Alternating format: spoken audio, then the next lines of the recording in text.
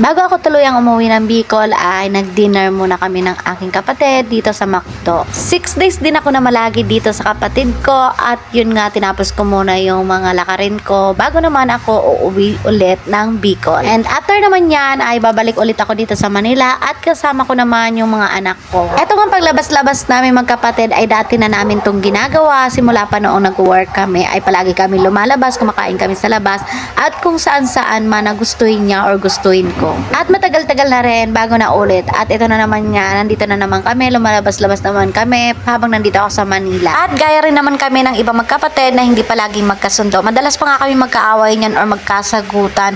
Pero wala palaban siya talaga sa ate niya. Charis. So ayan na nga, explorer din yung kapatid ko at independent. Kaya naman hindi naman ako nag-aalala dyan kung saan naman yung pumunta. Kasi ganun din naman ako. Layas din naman akong tao.